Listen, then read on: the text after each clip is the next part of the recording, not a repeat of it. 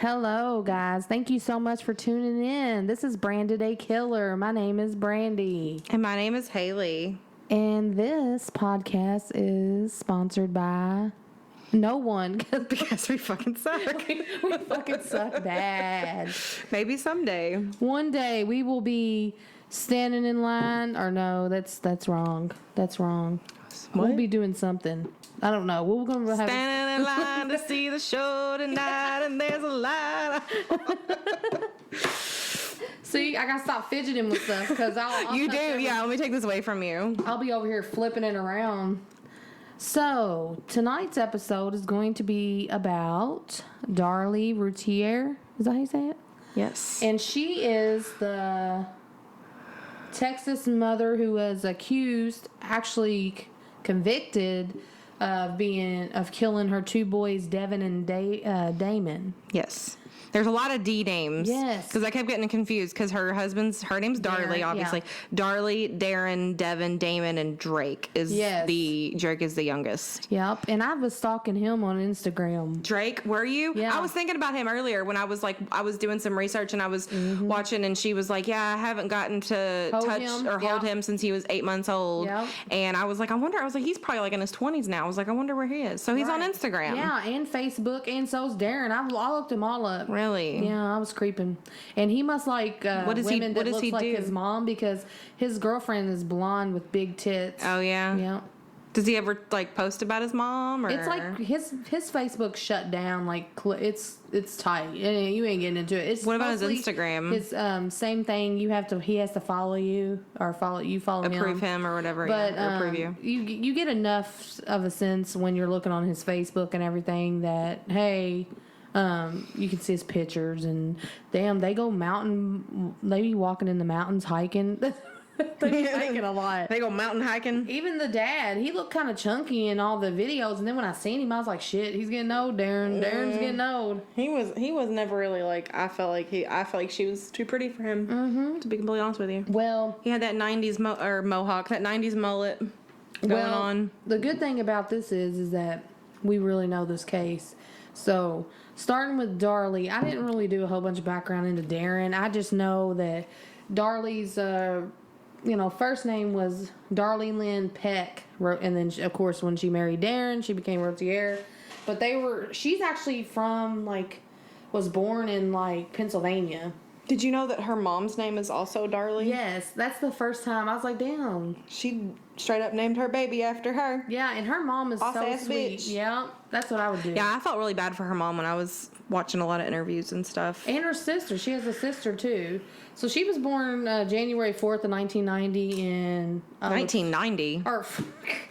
1970. I was going to say, that was 6 years before the crime happened. Right. She was 6 years old when this happened. So she was born in Pennsylvania, and then I guess they moved to Texas. But how Darley and Darren met was through her, Darley the mother, which is so confusing now that I say it.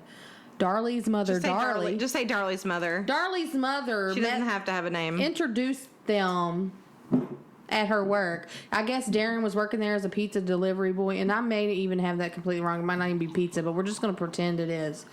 So they started talking, or he said, I heard you have a very beautiful daughter, and she was like, yes, I really do. And Darley kind of reminds me of one of those 90 bombshell bitches. You know what I'm talking about? Yeah, I'm sorry. I was totally zoning out because, I literally just poured the last of this bottle of wine. Did I drink that? No, I did. I drank it. God wine damn it. and crime. Fuck. I was going to do that. Good thing I got 2 bottles. Right. Let me know when you're ready for a refill. Maybe now. Pop this other one open. That fucking sound you made, I need to record that. Oh, we can do that, but we'll have to wait for me to get this screw in first. Sorry. No, you're fine. Quick detour. We detour a lot. I was really shocked. You guys must be new here if you don't know that we detour a lot. Right. But get over it. Get over it or don't get over it. Okay. So that's how they met. And when he first seen her, he was like head over heels in love with her. Yep. Now Darren, he was like the owner of the company he founded a company, a tech company. So they got rich really fast. Like, they got married in 1988, and then they basically got pregnant with Devon. Yep. Like, their honeymoon night. Yep, So he was born in 89. And I can just go back and think about how... Put it close to the microphone. I know. Yeah. Y'all hear that? And that fucking motorcycle. I didn't even turn off there. the foil. I'm so ratchet. It's fine. What was it? Okay, so can you imagine? You know, you're getting married. You're beautiful. Yep. You're married. I've been there before. Right. Yeah, me too. You get married. You're beautiful. You're like, you know, this is it. I'm so in love. So he's like building his company up. They get married, they go on a beautiful vacation, and they take a lot of vacations through the years. Like, that was one thing said in the trial. Like, I think people were just jealous of her, honestly. Oh, yeah, definitely. I'll get more into that when I talk about the jurors. Right, that were on that case, because them bitches were some haters. Wasn't even letting her live her life. Nope. But this is what happened. So, they ended up fucking... You know, just being a happy man. And then, boom, she's having kids back to back. She ended up with 3 at this point. Mm-hmm. So, and then they moved to 5801 Eagle Drive in Rowlett, Texas. And Are you doxing? Are you doxing the Routiere family? Oh, yes. I stalked them. And what's crazy is this house was the biggest house almost in that neighborhood. I mean, it's fucking huge. It was a pretty big house. It was like one of those houses that you just roll up on and it's just massive in the corner, and it's brick and it's fucking big. So they got that built. So his company was coming up. I mean, he was making pretty good money.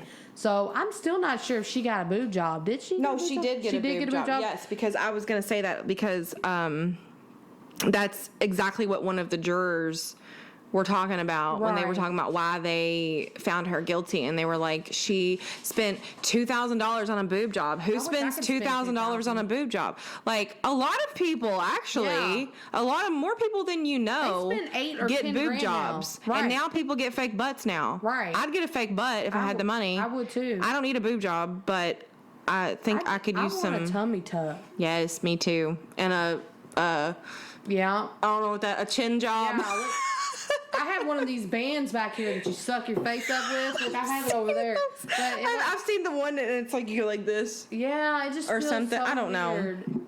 It feels so weird. I just need to stop eating Big Macs and shit. Like carbs. Yeah, I can't help it.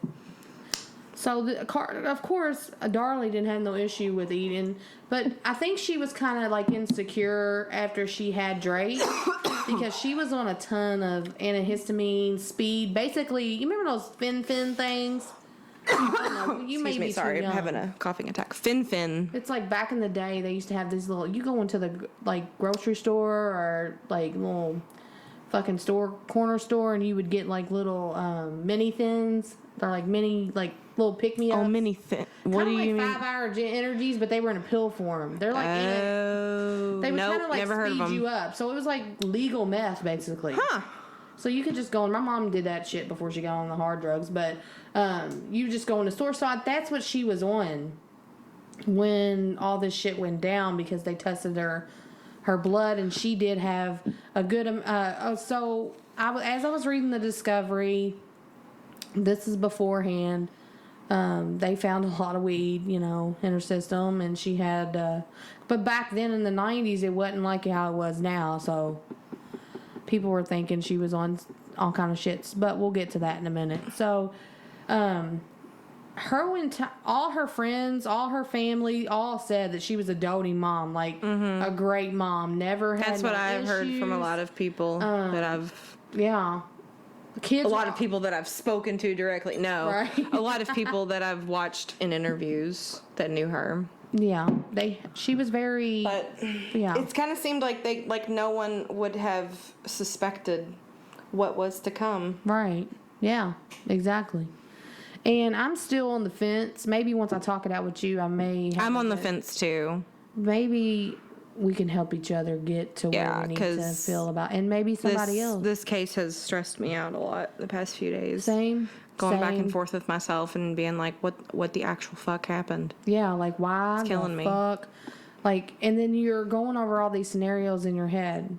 You're just like, Oh my God. So she was 26 with 3 kids, stay at home mom. Darren was gone all the time.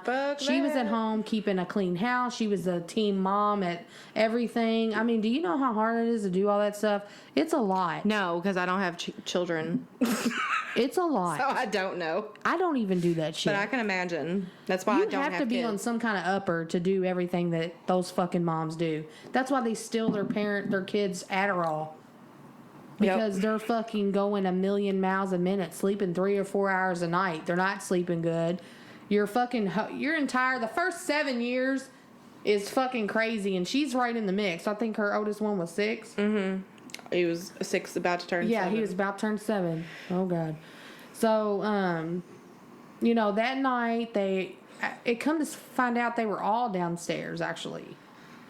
And she decided, all of them were downstairs actually watching a movie, and then Darren and then he went upstairs. Darren and Drake went upstairs because Darlie was just having some issues sleeping. She said that every time that Drake would move, and that she would wake up instantly, but then other times she would, like when she got stabbed. Yeah, she slept. Didn't wake up instantly. But what I think is, and I've had a child, a very newborn child, and I've had an older kid. Mm-hmm. It's like you kind of know subconsciously your older kid's fine and can take care of themselves. But the younger one, it's like in your brain, you just think, oh, God, I got to be there every second. Like your kid can make all kind of noise, your loud one, your oldest one in there, and you're going to think, it's all right. Mm-hmm. I mean, that's the only way I can logical. I can like give her some kind of like, okay, I get that. But also, you got to think, taking, smoking bud and smoking marijuana. If she's on pills and stuff, too, yeah. And she's all that. I can see how she slept through what's about to happen. Mm-hmm. So, let's jump into the timeline of that night. So, they watched the movie. She decides to stay downstairs in the living room on the in their family room because it was a big ass house. Yeah, I've never had a family room. Me neither. Can't relate. I can't either. I was talking to my husband the other day, and I was like, I've never lived in a house that has more than one bathroom, or that had more than one floor. I don't like the 2-3 floor thing. Like, I have never... I didn't even have a fucking garbage disposal until I moved into my apartment 6 months ago. You lived in Glengarry for a while, didn't you? Like, yeah, because those houses all over there, they're all 1 bedroom, 3 baths. My parents still live there. But we didn't move there until... we moved there when I was 9. Before then, I grew up over off of 7th Street. Yeah. Do you know where Longfield is? By Churchill Downs? Yep, that's where I grew up. And then when I was 9, we moved to Fairdale. And kind of just stayed in the area. Yeah, well, I kind of miss Fairdale sometimes. Yeah, Fairdale, it's not bad. It's getting a little crazy now, but I think that's everywhere. Yeah. It's just fucking nuts. So that night they were, like any normal couple, when you don't want to go upstairs in your mansion and sleep in your bedroom. You don't want to go upstairs in your mansion and sleep in your bedroom. Because if this was me back in my day, when I was living in a 2-bedroom, 1-bath duplex with 7 other people, 8-10 people, this house just had them in it. It was freaking huge. Mm-hmm. Fucking 3 stories it looked like. They try to say 2 stories, but I bet it was 2 stories with a basement or something. Basement and attic, I think. Yeah. So it had to be 4. Yeah.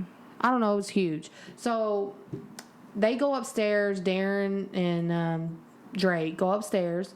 Darlie and the boys stay downstairs in the family room, and they doze off while watching TV. So at around, so this was on June 6th of 1996. So at 2:31 a.m., 911 received a call from a hysterical woman screaming, "My baby, my boys, they killed my babies. It was never he killed, she killed, 1 killed, 2 killed. It was they." This is where I thought was strange. And you actually hear Darren come, because Darren, mind you, is upstairs, and he said he heard a glass break, which kind of woke him up. And then he heard Darlie screaming for him. Yeah. Darren or no, she was Devon. Screaming for she was screaming Devon. Was screaming Devon. Yeah. So then he ran down the stairs, and when he did, that's when he comes upon a scene. So we're going to go into a Darlie story. Darlie said that she was laying on the couch, which This is why I like videos, so I can show these kind of things. Mm-hmm. But I will put that up on the YouTube channel. Maybe one day we can get really good at this and we'll be able to like insert I know how to do all that. Clips. Oh, I know how to do it. Oh, into like the podcast? Yeah. Oh, you do? I'm just working myself. Okay. So now that I got the equipment, I can actually do it. Start like figuring out how to. Yep. So that's stuff. So I'm in school for my BA for my social and criminal justice. I took 3 months break to jump hard and learn how to do this. So that way I can get it done. And if I'm giving myself to January, and if I'm not really where I want to be, I'm just going to go back to school.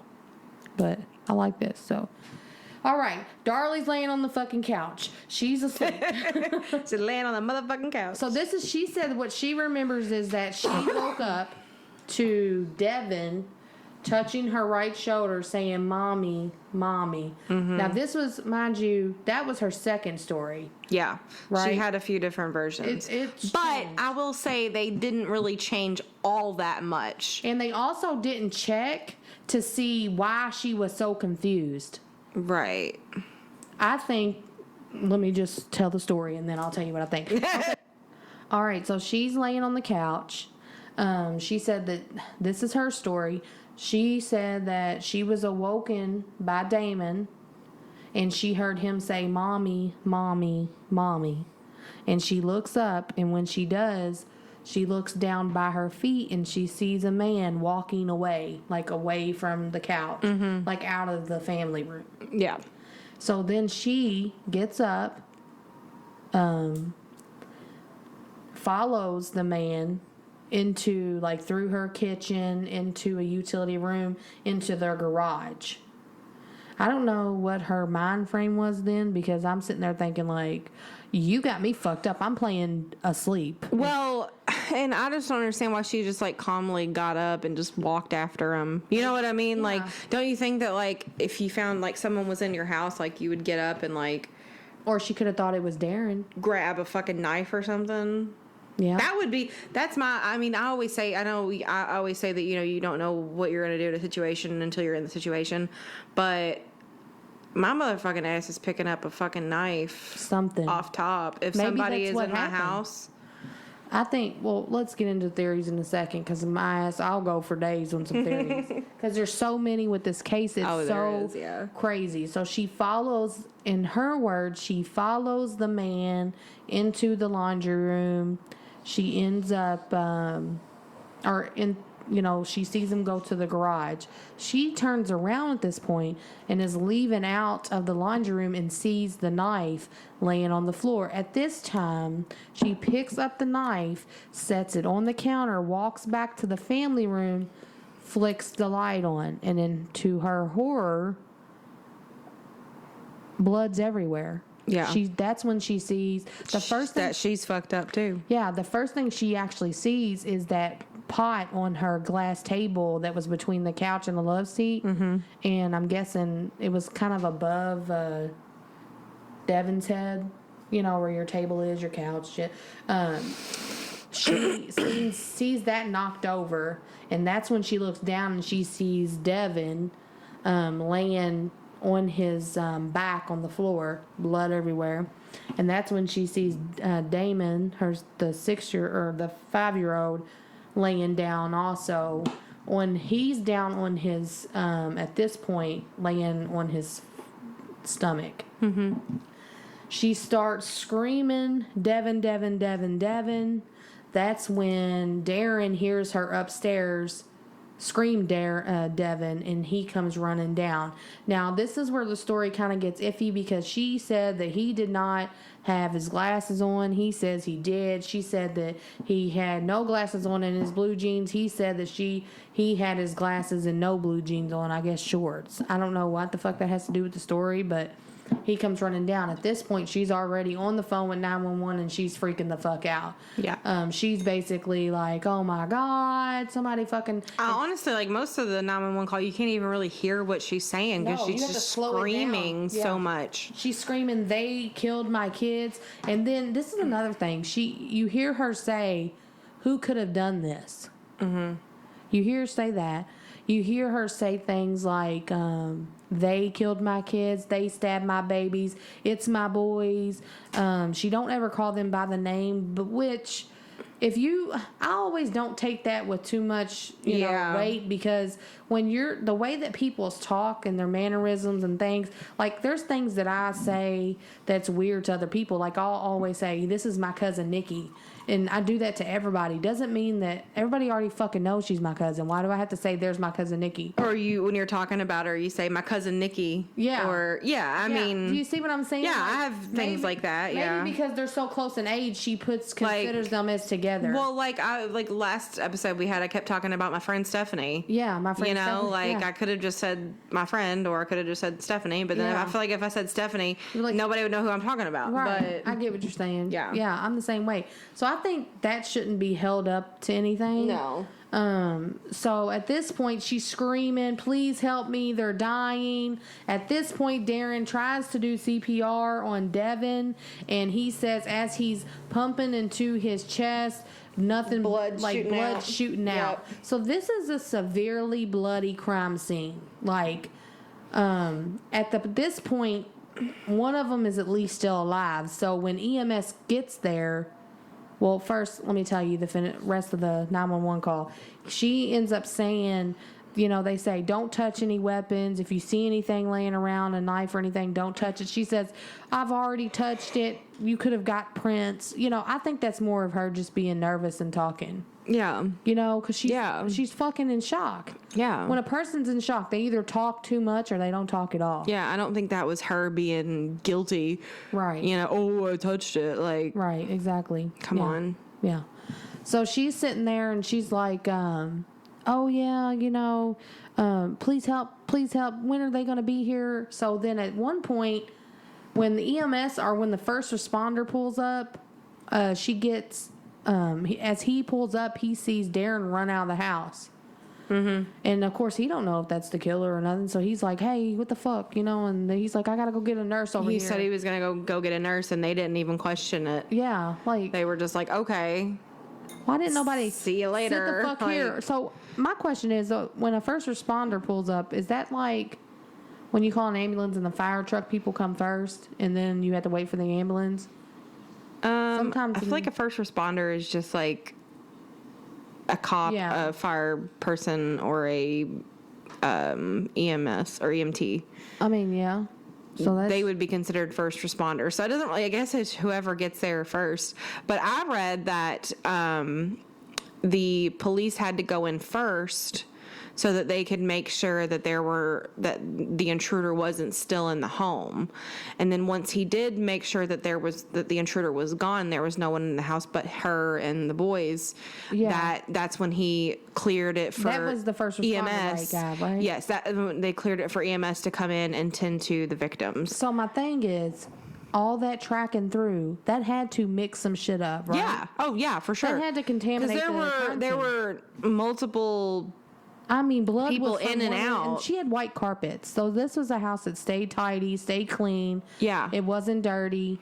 Yeah, so you have a bloody crime scene, and you have, let's say, like 3 to 5 different people running in and out of the house. You know, that's obviously gonna contaminate. I don't know if that's the right word for it or not. No, I know exactly what you're saying. As you were saying, I was sitting there thinking of something that I remember just in my memory popped up. But also, when they walked in and they cleared it and they finally realized nobody was there, that's when the EMS people came in, and then they start working on Damon, because clearly Devon was already dead, already deceased when they got there. And I think pretty much everybody knew it, because Darren said there was no life in him. Mm-hmm. And I couldn't imagine. So at none of this point, I don't ever hear them say anything about the baby. I don't think they say anything about where's the baby. No, because I wondered that too. I was like, what was the baby doing during all this? Right, asleep? I guess. I mean. Or that's a big house. They had to check the whole house. How did they not track blood everywhere? Right. Or was he taking the baby over to the nurse? Is that what he said? Something like that? No, I don't think so. I can't remember, but... I don't think he had the baby with him when he was running out of the house. No, you're right, because he had just got done trying to do CPR. Yeah. So... I don't think the baby was ever even downstairs, honestly. I think the baby was probably upstairs in his crib. Yeah, bed, whatever. Yeah, so Damon, the youngest one...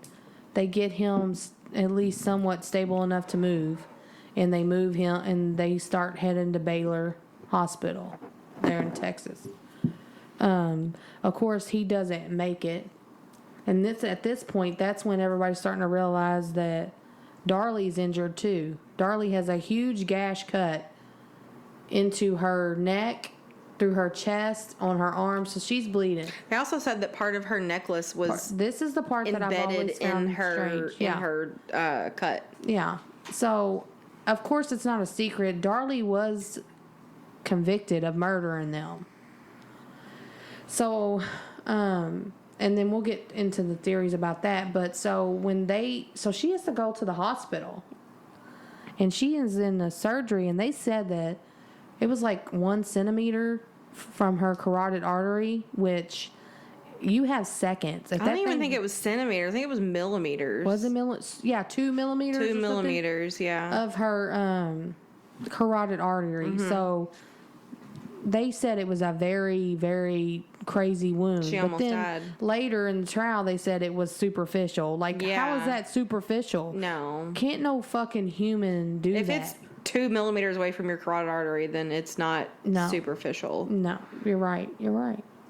So at this point, they shut down the scene after everybody's out of there, and they start investigating. They said within 30 minutes, the lead investigator guy, Jim or whatever his name was, he said that he knew that there was no that intruder. It was an inside job, and and they never ever followed up on any of the leads that they had. Right, because of a possible intruder, because they ruled it out as soon as they got there. Yeah, and so when you get tunnel vision like that, and you don't let the evidence guide you, then it's kind of crazy. Now I do understand where they were confused because it's a confusing crime scene. Oh yeah, but they need to put into consideration that you had a bunch of people walking through here, or maybe not even a bunch, a couple, 1, 2. Maybe that's why the vacuum was laying on top of blood. Yeah, and the glass was broken over the blood. The glass was broken over the blood. Darley didn't have no wounds on her feet.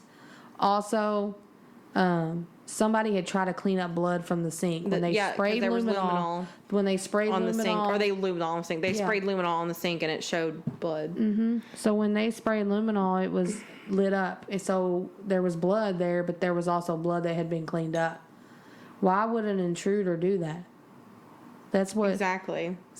But I will say, like I said earlier, I've watched a lot of episodes of Forensic Files in my day, and there have been murders where the perpetrator tries to clean up before they leave the crime scene. But because if there's blood everywhere, then why are you just going to try to clean one little area? Yeah. And why would you just drop the knife with blood all on it? Yeah, and it was a knife from their kitchen too. Yeah. That they stabbed him with. So how the fuck? And then they tried to say that there were fibers on the knife too that were the same as the screen being cut. And, and that it was being cut. So why would he go back, double back? It's a crazy. It's confusing. I mean, that's how I feel like with any like piece of evidence that I like go into with this case. It's like, I'm like, well, why would they do that? And then I'm just left with like, I don't fucking know. Exactly. Like, I really don't. I know. I'm the same way. 100%. I don't know. This case has really bothered me to where I don't know. But the facts to me is what seems more real to me. So let's get there. She wakes up in the hospital and she's told, her fucking kids are dead. Yeah. A lot of people said she was hysterical. Some nurses during the trial said she wasn't. And it was kind of like them versus like the prosecution versus the I can't think of the word now. The defendant. Yeah. So it's kind of like you don't know which facts to believe. So then what I did was I started reading the motion of discovery. Mm-hmm. Usually, typically, all the facts are in the motion of discovery. That's why I always, every case, that's the first thing I look for, is the motion of discovery, because it has all the evidence that was collected, everything. It tells you everything. And some things that were collected at Darley's house was, of course, golden pillow. The pillows that she was actually laying on were collected, never tested. Of course, her shirts and clothes like that, everything was taken. I did hear a lot of stuff was a lot of bloody, like, clothing and stuff were all stuffed in the same bag. Yeah. So there could be cross-contamination of blood and stuff. It was just a botched fucking... Yeah. They did a shitty job at this crime That's what I think is what this whole entire case is just shitty. Even if she was guilty, they still couldn't prove... Because of such a shitty job, they botched it. Either way, they fucked it up. Yeah. Either way, they're going to let a killer walk free, or she fucking didn't do it, and there was another perpetrator that's out and about, which clearly a lot of people think that it was Darren. Because I'm kind of one of those people. I'm starting to, because honestly, as I'm telling you the case, I'm thinking, okay, this motherfucker's upstairs, and he's not one time... anything. I don't feel like they looked into him enough, because they did say whenever they got to the police station they had the same fucking lawyer. That's why they were talking to him, and he was like, "Oh, well, I could see why someone would break into my house. Look at my wife. She's beautiful. She has big boobs. She's, you know what I mean? She's this, she's that." And they thought that was weird that he was going on about her looks and how hot she was, and how, I could see why someone would want to break into my house and all this stuff. He looks really slow, so maybe he's just one of them people. He does. You know what I'm talking about? Like, look at my hot fucking wife, because that's all that you got. And he's a fucking chump, and he's got a hot wife, so that's pretty much all he can pull with his fucking used Jaguar. But I just don't understand why he was not looked into further than what he was. Exactly. I thought the same thing. And also, I want to say that my theory changed a lot, because when I first read this, I was like, she's innocent. I think everybody, she's innocent. As it gets more, it's still so fucked up. She don't remember a lot of things. Mm-hmm. So after she gets out of surgery, she gets to go home 2 days later. So when she goes home, that's when she realizes she has all these bruises from her. How do they not know that how do they know where they came from? There were bruises that covered her hands, defensive bruises. This is why she's innocent. Mm-hmm. I don't think she had anything to do with the murders. The thing is that I feel like the bruises didn't come until days after. Yeah, but you can get injured now. Some people get injured now. And it takes a few days for the bruising to Now, if I get an IV, it's not going to show bruise. Mm-hmm. In 5 days from now, I'm going to have a bruise like this. Do you see what I'm saying? So she could be one of those people. I don't know why my shit does that. It just does. Yeah. I've been like that. I can get hit in my leg and it'll bruise later on. So it's just strange. I don't know. I think it's just a lot of... I still don't think that she could bruise herself up that bad. Not unless she took or had someone take a baseball bat to her arms. Yeah. People have done crazier shit. Now, I do want to tell you that a sock was found 75 yards. 75 yards away from the house, which they would have had to come out the side door. Excuse me. Go to the alley and drop it. And they dropped it beside the garbage can. And it had Devon and Damon's blood on it. This is what I don't understand. Why they never checked that to see if it had chloroform on it. Or any kind of substance that would make her not remember, passed out. You mean like say an intruder came in and put chloroform on her and didn't realize that her kids and maybe was raping her, because she did get a partial rape kit done at the hospital, and then they were like, the police started talking to which is you cannot clearly do nowadays, but they walked in and kind of got them to where they wouldn't finish the rape kit. Oh, so it was never finished. It was never finished. Also, there was a bloody fingerprint that didn't belong to anybody else in the house in there. And I don't know how the fuck nobody talks about that. Or that the 911 call was 6 minutes long almost. And Damon died maybe 8 minutes. They said it would take him to die so he said mommy. So within 8 minutes, she would have had to call 911, be on the phone with them 6 minutes. And he, or was it one of the kids they said was going to die within a couple minutes. So that probably was the older one that was already dying. Then one of them had a good 8 minutes that he could have been, alive. You know what I'm saying? So maybe that's why that is. But I just get, on the certain things. So she goes to the police station. They take pictures. Now, mind you, I don't know why people don't understand this, and I will say it again like I do. I think I said it the last time. When you go to talk to police, don't talk to them without an attorney. Yeah, that's your first fuck up right there. Never ever speak. But listen, here is where I feel like, because I feel like she was kind of a naive person, a little bit, very ditzy, kind of airheaded a little bit, and I feel like maybe this is me playing the advocate of like she's innocent. I feel like she and like I said, this was kind of playing off of like she's innocent.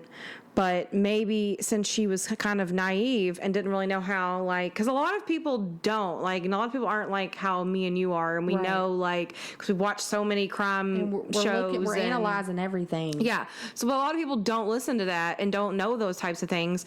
So she thinks in her head, I'm innocent. Mm-hmm. I woke up, I'm the victim. I woke up and someone was in my house and they killed my kids and stabbed me. Right. Why would I not talk to the police? Exactly. You know what I mean? Yeah. And I think at that point she didn't know that they were onto her like that. Yeah. So she was just kind of like, I want to try to find out who did this, so I'm going to go talk to the police because I have nothing to hide. Right. That makes sense. Yeah. Innocent people tend to but the police have a whole different agenda. They do. They are going to look at every angle, but still, I always tell. I don't think they looked at every angle though. Is the thing. I think they honed in on her, and especially because this was her titties.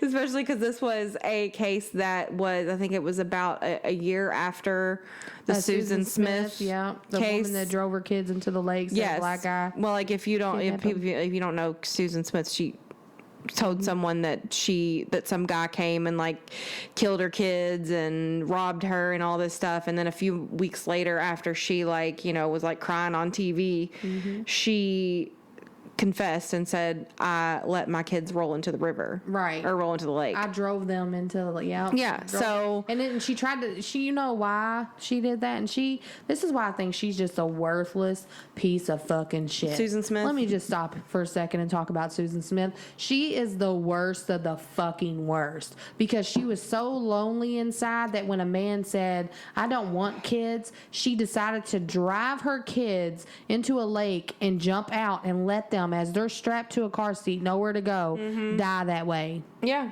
That's fuck that bitch. And then the bitch that, who was the bitch that drowned her kids? Andrea Yates. I think she was mentally... Yates.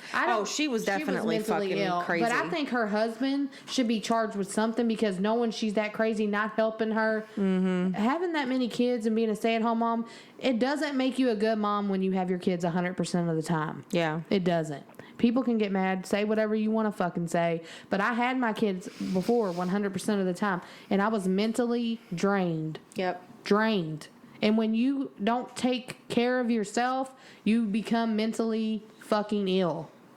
If I'm not saying mental illness is because you don't go out and get your nails done. I'm saying that, if you just had a kid, like in this case with Darlie, she was suffering from postpartum depression. She wrote weeks before the murder, she did write a suicide note and tell her boys, I'm sorry I'm going to do this to you. I'm sorry I'm doing this to you, as in hurting herself. And then, of course, they took that and ran with it as she was preluding to something that was going to happen. But obviously, even if she did kill them, I don't think that the crime was premeditated. No, I think if she did kill them, she don't remember it, because you ain't gonna still for fucking this long gonna be like, or maybe she does and she's just done played this role so long that she she was a little bit narcissistic. So maybe in her eyes, she don't see that she did what she did. She could have blocked it out.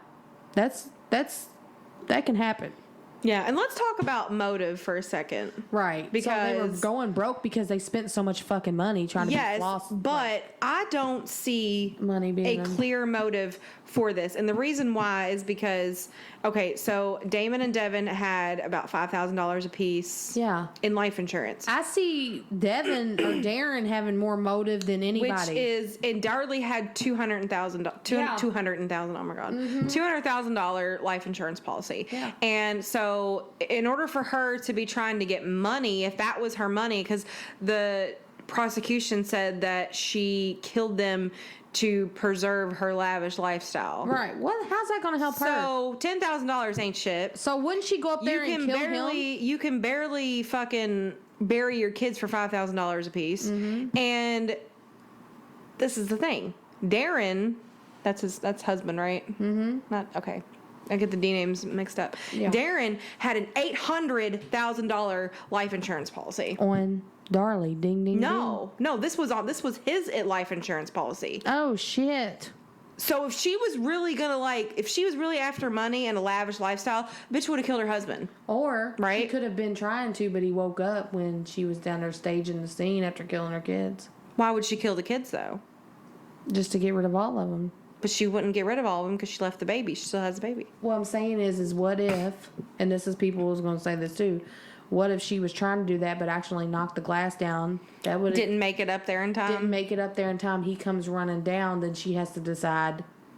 Time to fucking play this role. That would be the only situation that I feel like that would. You know what I mean? But other than that, it's kind of like anything else. It's just like she had but like. This is another thing, right? $800,000 life insurance policy. If I'm like, okay, I'm going to fucking kill my husband and my kids and just start all over. But let's say my kids have $5,000 each on their head and my husband has $800,000. I'm going for him first. Oh, he's getting a bullet. He's getting overkilled. Yeah, because you know what I mean? That's exactly, yeah. Like, I'm not like, I wouldn't waste my time with trying to kill the kids first and then going upstairs to kill him. Because if he awoke to her trying to kill the kids, wouldn't he try to kill her or try to get her off of them? Right. So wouldn't you kill the adult first? What if he witnessed her? You know, I did have a theory, and I know this might sound crazy, but what if when they were all down there, you know, watching TV, she flips her shit? She was also on medicine, like a phenamine or something like that kind of ups you and it gives you sleep deprivation and it makes you tired and it makes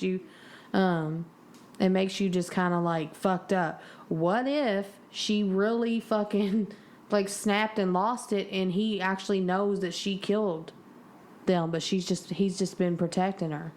Yeah. I see him being that obsessed with her. You think so? I do.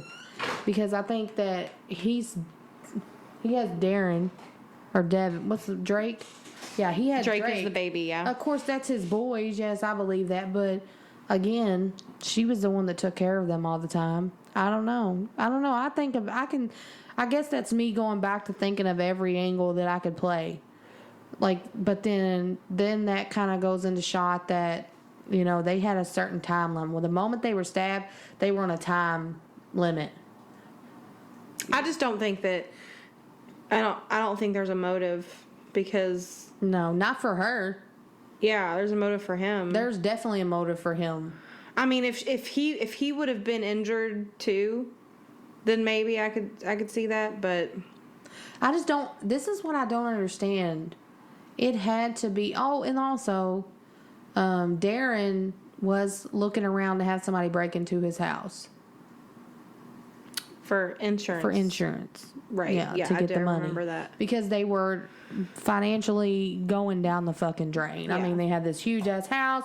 They were going on trips. Darley liked her expensive lifestyle. They owed like $10,000 in taxes. Oh my God, yeah. So it was, I mean, he wasn't making enough money for them. But they were living well outside their fucking means. Well outside their means. So... And sometimes that can stress you out. I can see him being more stressed. And it said that she was stressed about finances too. But typically in those dynamics, especially in the 90s, it was the man that took care of everything. Yeah. Financially. Really? Yeah. It was the opposite in my household. Really? My mom took care of everything. Really? Yeah. Damn, that's crazy.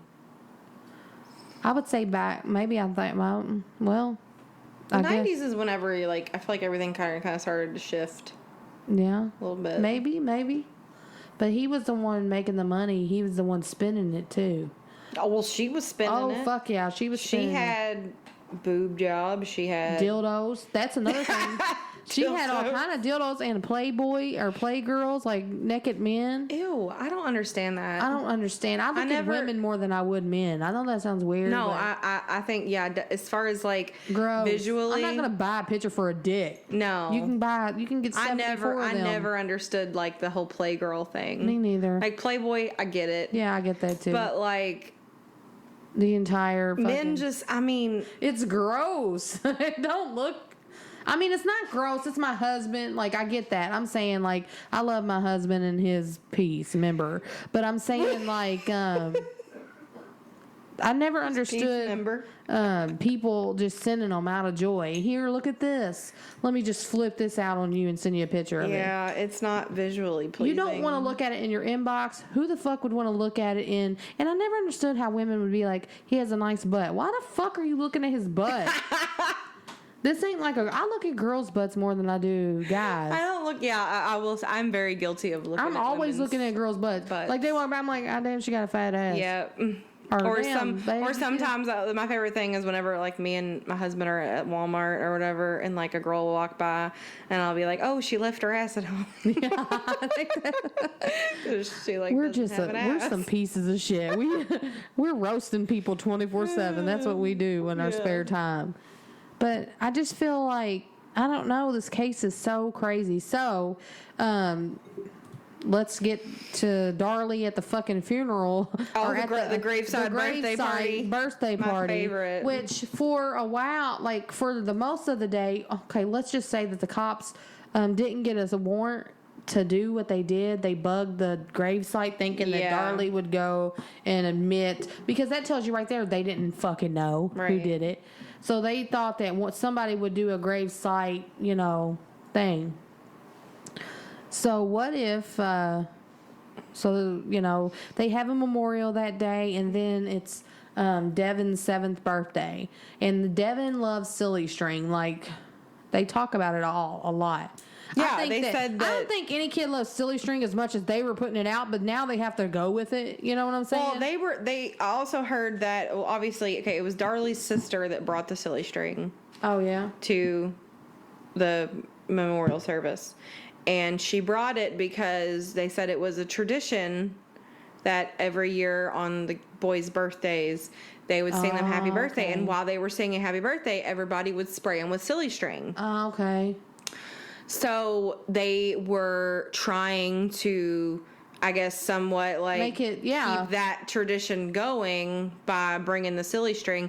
And I will say about the video. Something weird. I don't know. The video it was like a 1 minute like clip of her not crying, chewing gum, smiling, spraying silly string, but the whole video was 2 hours long. Yeah. That was the very end of it. Mm-hmm. And the whole entire service they said was a very somber, very sad, like so they took she was grieving 5 minutes of something and turned it into. Yes, and they and during her trial, they played it 9 times. Played it 9 different times.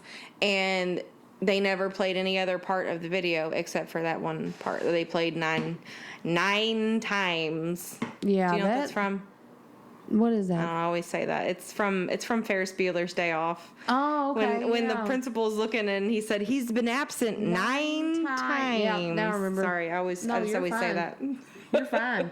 And so eventually she gets convicted. This is in 97, a year. And who ever fucking heard of a death penalty case being done and over with in a year? Nobody. Okay, they shut this bitch down, got her where they needed her, and convicted her. They were clapping, and even when she got sentenced to death, had no fucking taste and was up there like, yes, high-fiving each other. When there was reasonable doubt all over this motherfucker. Well, and I heard this. I forget who it was that said it, but it was on this interview I was watching, and they said that whenever, like, after a guilty verdict is read, that the prosecution, they always like interview the prosecution and they ask them like their thoughts and stuff, and they say that usually they say like, oh, like although there's no winners in this case, you know, hopefully justice was served, blah, blah, blah, blah, blah.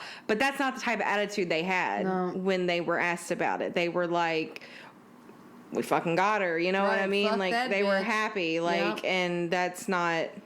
No, it's not. Because at the same time, like, yeah, you might be you might be convicting a murderer, but at the same time, you don't know 100% sure. That, and, like, you're taking that person away from their family, too, you know? Right. So still to this day, I think she's still on death row to this day. Yeah.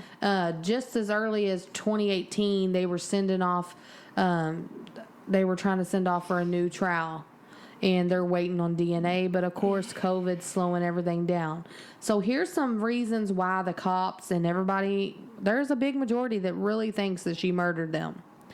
A lot of it. Before you get into that, I want to say this one thing. Okay. Barbara Davis was the author of a book named Precious Angels, which was written about the case. Yep. And she sat in on every single day of the trial. Did you read that? I didn't read it. If it ain't audio, I'm not getting it. No, I didn't look for it, honestly. But so they say that she sat in on every single day of her trial and gathered all of her information for that book from what was presented in the trial. Right. And that from all the evidence presented from the prosecution, she was 100% beyond a reasonable doubt that Darlie killed her kids. Right. But after the book was written and the verdict was read and all that, she went back, No, you're right. into the court documents and looked through the court documents, looked through all the crime scene photos and all this stuff, and then she changed her mind. Because she's seen those pictures. Yeah. Because, of course, yes, they was in there. And now she believes she's innocent. All that evidence would have had to be in there, or there would have been a mistrial. Mm-hmm. All that evidence was in there, but they overloaded it. Meaning they had so much evidence that, you know, you're not going to remember, you're not going to go through every single piece, which is silly as fuck, because I don't know why you wouldn't. Right. But when you're being sequestered away from your family, and you're just trying to get the fucking job done. So I think the whole jury process is crazy. I think that how are you expecting somebody to decide if life and death when you're taking them away from everybody, their families and everybody. So they're secluded, one, and there's no way that they can like socialize or do anything like that. So they're going to try to rush through a trial. Yeah. You know? I feel like it should be a different situation. Well, there. And then they put so much emphasis on the video. First degree murder too. Well, I'm talking about on the video of her at the gravesite with the silly string and all that, and they were like, this right here is proof enough that she's guilty. And it's not, because look, I'm gonna compare this case to the Casey Anthony trial for a second.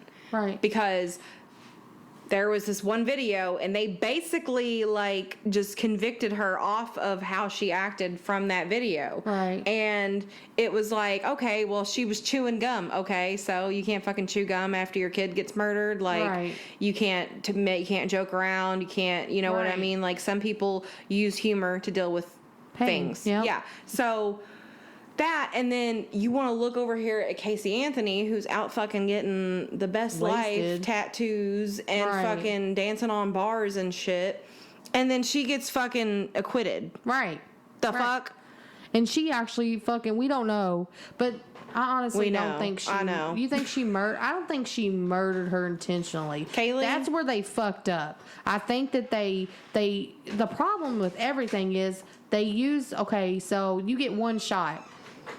One opportunity to prove that they seize everything you ever wanted. Yes, you get one fucking shot to get to prove first degree murder. Yeah. Or second degree murder, or third degree, or so and so. But just know you're not going to get a death penalty case on anything below anything under first degree, and prove that it's first degree premeditated murder.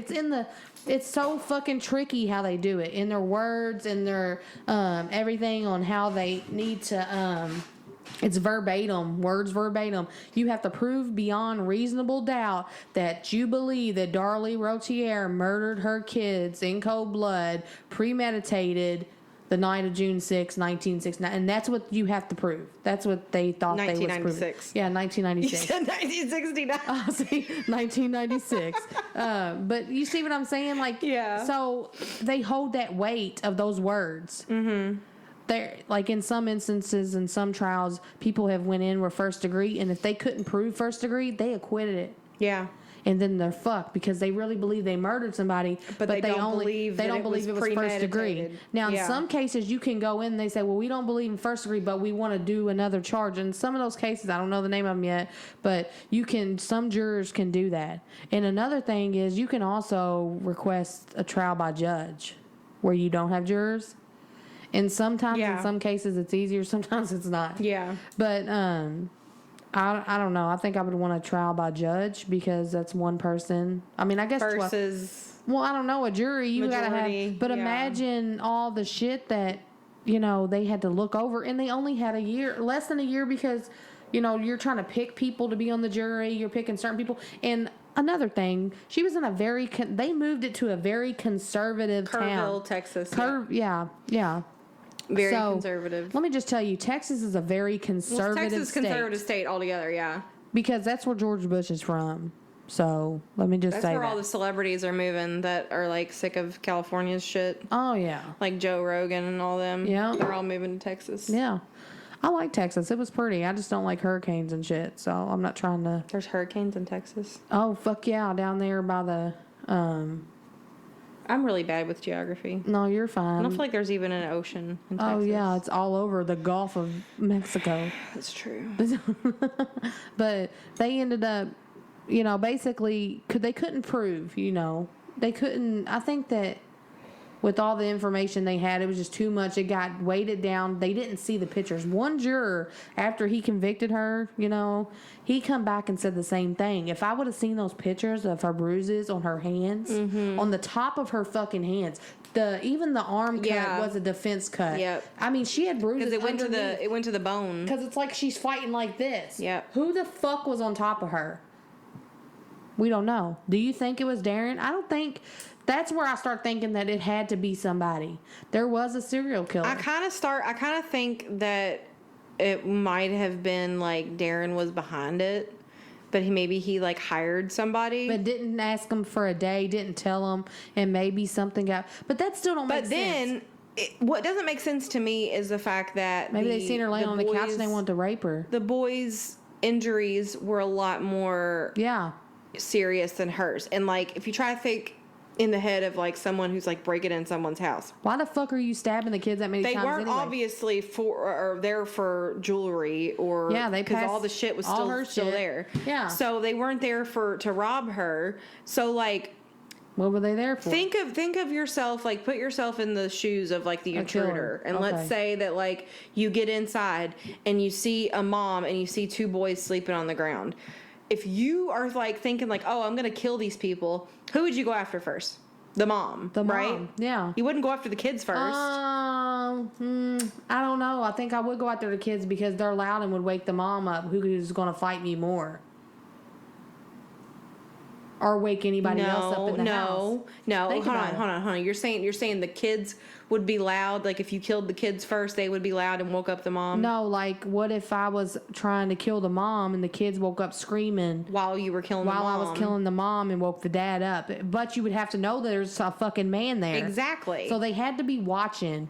Somebody had to be stalking and watching. Sexual predators do that. Mm-hmm. Sexual predators have seen Darlie out somewhere. We don't know. Also, there was somebody on the same street that said there was a black car that was set outside there in front of her house, and a couple times that it was mentioned. Nobody ever did leads on that. That's the thing. Yeah, they totally completely ruled it out within the first 30 minutes of being on the fucking crime scene, and that's why I think that's why all this shit is. I think that's why she's in fucking prison right now, because they were lazy and they were like... What about okay, so Darlie said that guy ran through her garage, walked through her garage, and so they see that he went out the window, okay?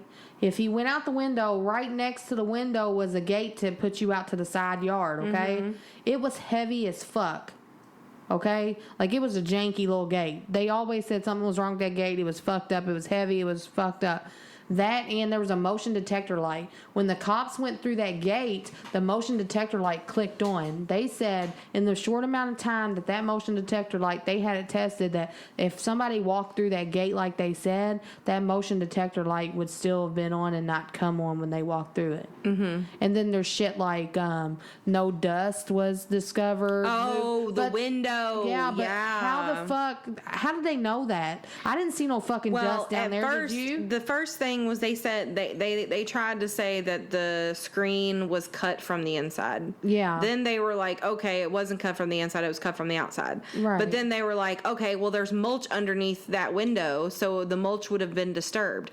But if you actually look at the fucking window, there's no goddamn mulch underneath there. There isn't. There's concrete. Mulch like 2 feet away 2 windows from down. the window, Yeah, and then it's all concrete. Like that whole backside of that window is windows. And then yeah, Darren, the father, ended up demonstrating how you could get in and out or into the house without disturbing the dust on the windowsill. You could literally just like take 1 foot, put it in the house, and then like duck underneath the window, and that was it. There was nothing that the windowsill didn't have to be touched in order for you to get into that house. What about this? Let's say that it was an intruder and they had done things that day. What if the intruder was already in the house? That's a big enough house. Do you mean like the intruder had gotten into the house earlier that day or and just had stayed multiple there times? Yeah, maybe until they were sleeping? Until they were sleeping. Anything. I mean, at this point, anything is possible. Now that my theory, I don't believe that she's guilty herself. Now, would she have been guilty if maybe they planned it and had somebody else do it? I still don't think that she did any of that. Her husband, I'm still not 100% convinced that he didn't have anything to do with it. I feel like because I don't feel like he was properly investigated. And I feel like she had to go along with him because she would have never seen her son Drake in jail if she didn't agree that he was innocent. Because in one of the things they were questioning him, do you still believe your husband? And she just looked up. She's like, yeah. But she said she divorced Darren because she found out that he had scheduled, somebody to come, rob the house. Mm-hmm. So what if, let's put ourselves in the mind of, like you said, let's say it was an intruder. Okay? You come in the house. Or we're going to be an intruder that's been stalking her. Mm-hmm. So clearly you're going to kill the kids first because you're going to want to have your way with her. The husband's upstairs. I see that, yeah. You're maybe you're not trying to kill everybody. It just happened that way. You come in, you want her. Mm-hmm. And when you're sexually deprived, you see 2 boys laying there. Maybe they woke up. Maybe that's why he killed them. Who knows? She was fucking out of it because she smoked some weed. She did had some sleeping pills. There was some fucking meds. All right? Yeah. Probably, we don't know if she was drinking. I don't think her toxicology. I don't think she was drinking. But let's just say that she fucking overslept, or he could have chloroformed her. That makes more sense to me. Makes sense. Did they not test her for any of that? They didn't test the sock or nothing. No, I'm saying they didn't test her, like her system for drugs. It wouldn't. They ran a toxicology, but it'd been. I think there's a timeline or time limit on chloroform. Because it's inhaled. And if it wasn't a lot, but just enough, it probably wouldn't show up. I don't know. I'm pretty sure somebody would tell me when this is over. But in my opinion, I feel like he chloroformed her, may have killed the kids first, went to rape her, maybe she woke up, fought back. And that's what makes her in and out. So the last part, and the only thing she does remember, that's why her memory's so fucked up. She don't know if she was fighting all over that house. She don't know if she was fighting all over that house. She don't know if the kids were but that don't make sense because maybe the kids were sleeping because they had an 8-minute window. Like I said, one of the kids had an 8-minute window where he could have been alive. And he was alive for a moment, but then within 8 minutes he was dead. Mm-hmm. So my theory is that maybe she fought around the house. Maybe she was still up when the kids... Maybe she woke up and seen the guy and he was, kept her quiet, whatever. chloroformed her fucking ass. She don't remember. She's fighting all over the fucking house. That would explain why things are the way they are to me. It's like a fucking puzzle to me. I gotta figure it out. And the only logical explanation I got is that it's fucking Darren. But he didn't have no wounds on him. You would think that he would have wounds holding her down, the bruises she had. You mean you think he was the one that came down and killed the kids and then tried to kill her? Yeah. If we go with that, or it's an intruder. I honestly don't think that if he had anything to do with it, I don't think that he was the one that actually did it. Right. I think he hired somebody to do it for him. Do you think he hired somebody to come in to kill them all, or do you think he hired somebody to come in to scare, like, steal shit, but they didn't realize they were downstairs? But if he hired someone, wouldn't he have told them, not tonight, or don't come, or don't do this because they're there? Yeah. Or he just didn't care? I mean, like, if you were really smart, you would be like, okay, come to my house when I'm not fucking home. And you know what? That makes sense, because his Jaguar wasn't in the driveway like it normally is. Huh. And they were in the garage, both of them. Both their cars? Yeah, one was in the shop, one was in the garage, so it looked like from an outsider view that Darren wasn't home. So that does make a little bit of some more sense of why it could be an intruder that he hired. Or it could have been that creepy guy in the car. Or they could be the same person. Creepy guy in the car could be somebody that Darren hired just to break into his house. He sees his fucking wife, realizes, I have my own fucking agenda. I want to rape her. Yeah. Or she's hot. You know what I'm saying? Or maybe he told him, you can have your way with my wife, whatever. But I will say... Or I just had a whole brand new motherfucking theory. So I just remembered in the motion of discovery, she was on a lot of antibiotics. Mm-hmm. And most of the antibiotics she was on was kind of to cure an STD. Yeah. It was Augmentin, which it's you either have Augmentins for like UTIs and sometimes an ear infection. Mm-hmm. But there was a lot of two other ones. Phenergan was another one. There were two other ones, and it just kind of clicked in my head when I said that. But what if...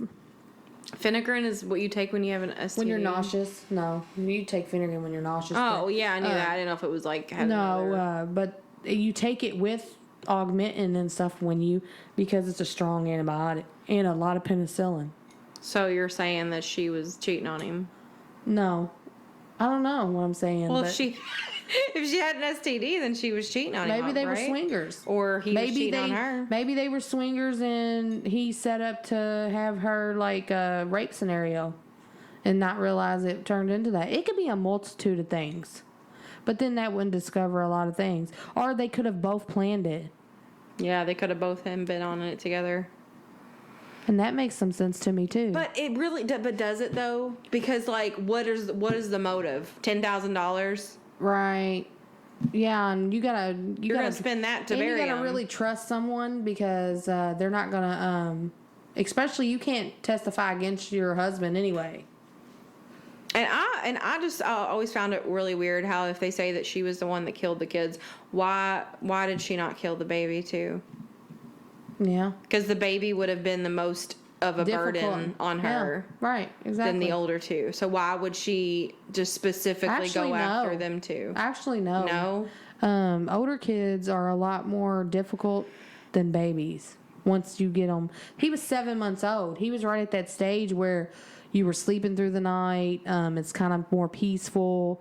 They're not up running around yet. They're crawling a little bit, but they're not fucking everywhere yet. At 7 months, they're still in one spot.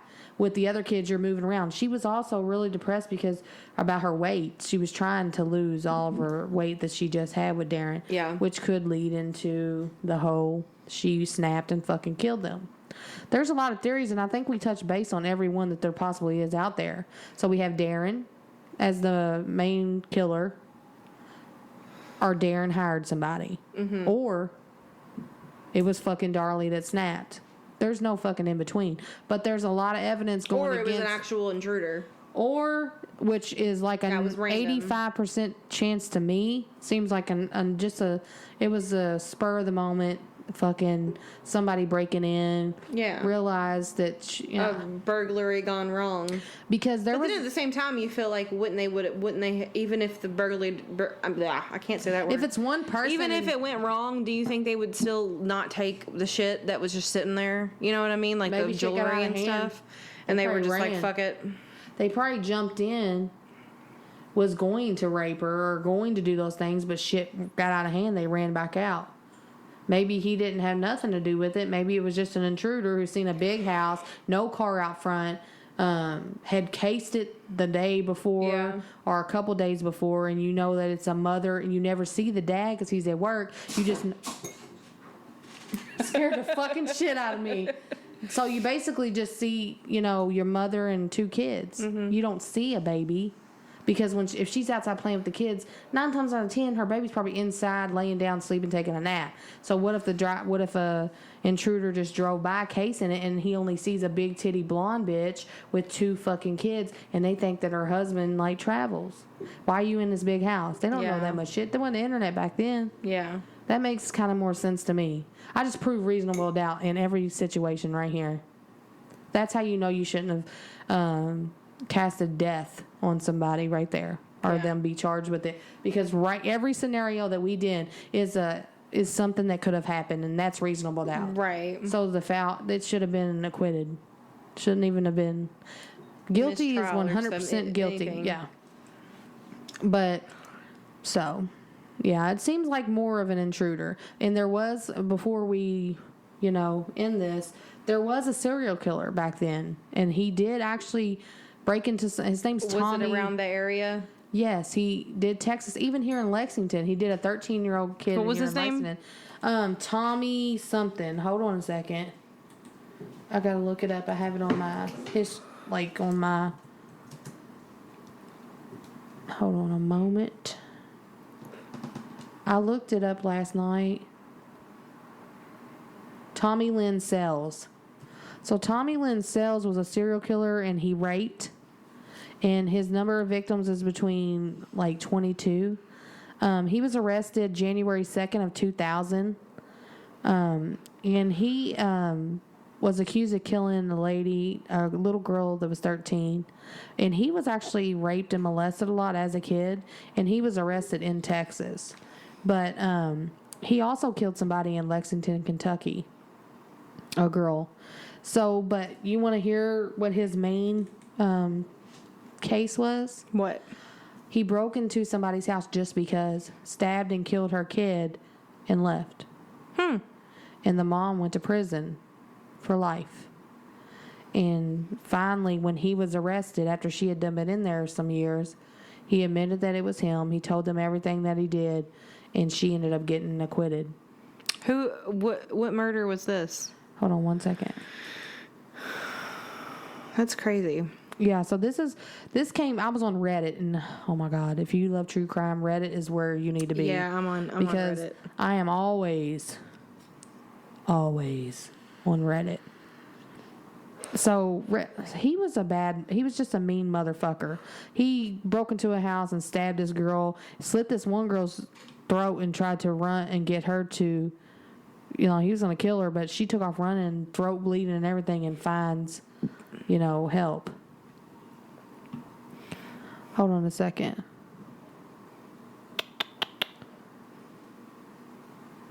All right. Let's see.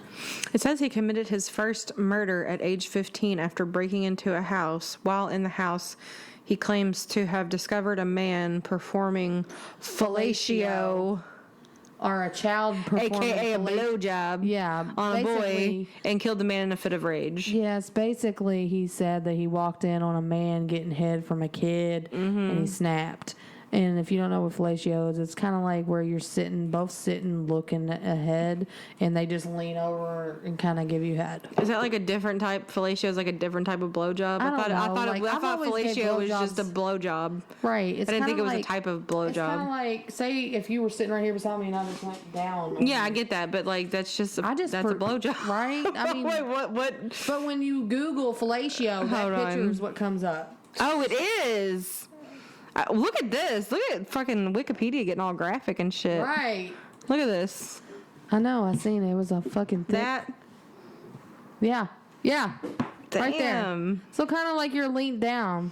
Fellatio, also known as fellation, and in slang as blowjob, BJ, giving head, or sucking off.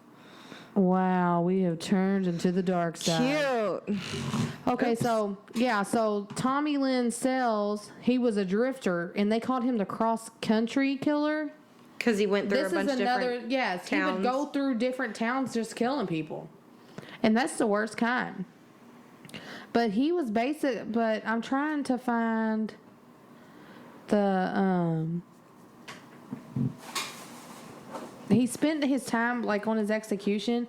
He was like, he basically, told them, everything they needed to know about the killings. But also he was one of those people that took credit for some that he didn't do. But a lot of it is, this is where it comes in. Tommy Lynn Sells, he was around that area in Texas in the 90s. Yep. Well, who's to say it wasn't him? Who's to say he didn't fucking just, he wanted to rape. He was molested as a kid, which made him made him aggravated at kids and want to hurt kids. So, I mean, at the end of the day, I'm going to go with that she was basically attacked by an intruder. I don't think she murdered her kids. I don't either. There's no evidence to me. Now, the things that made me did think it was when there was blood on the sink washed off, because I was like, there's no way that can be anything else than what it is. Except for if somebody else did it. There are other cases that have, because a lot, think about it, like if you got the time and you don't know somebody's upstairs sleeping. Exactly. If you're going to murder somebody. That's why it sounds more. You're going to try to cover it up. You're not just going to like leave your fucking fingerprints everywhere and shit. It sounds more like a intruder more that I talk about it. You know what I'm saying? Because how do you not know that there's a man upstairs and a baby? We don't know why she was left alive, but I think she wasn't meant to be left alive.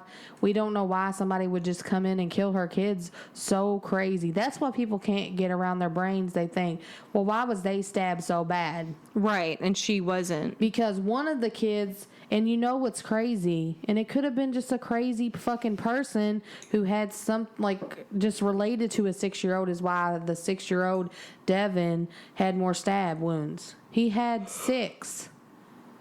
From laying on his chest, he had 6 stab wounds to his chest. And, I'm sorry, he had 2. Devon, the one that was laying on his back, had 2 stab wounds, 1 to the chest, and it killed him instantly. That's the one that they tried to do CPR on, but blood was flying everywhere. Damon was the one that tapped her on the shoulder that kind of brought her to. He was the one that lived a little longer and had 6 stab wounds through his back. So he was laying on his stomach.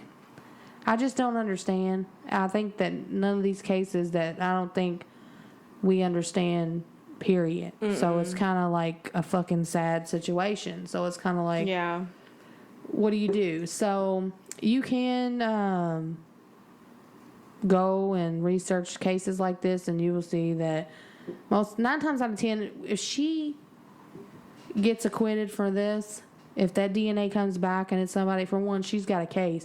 For 2, the only thing that's going to get her out of prison is somebody else's DNA. Right. Nothing else. Yeah. And even if she does, they could still get her on the second one. They can always say she accompanied, and they can always say it was somebody she knew and she set it up. Yep. I've noticed in cases like this and Stephen Avery and other things like that when they've gone to an extent to prove that they're fucking right, they're going to go through with it. They're not going to give a fuck. It's not about you being innocent or guilty. The only fucking way that they're ever going to be that she's ever going to get out of there is clemency. Mm-hmm. Is that what it's called? If a sitting president lets her out. So if a sitting president lets her out, then we're looking at you, Trump. Yes, Trump. We think that you can do this. Comment on my page when I share this video, podcast, or whatever. Let me know your thoughts. What do you think? Do you think that she's guilty? Do you think she had an accomplice? Or do you think that she don't know anything about it? Also, don't make no stupid ass fucking comments like she's guilty and not know nothing about the case. I hate that.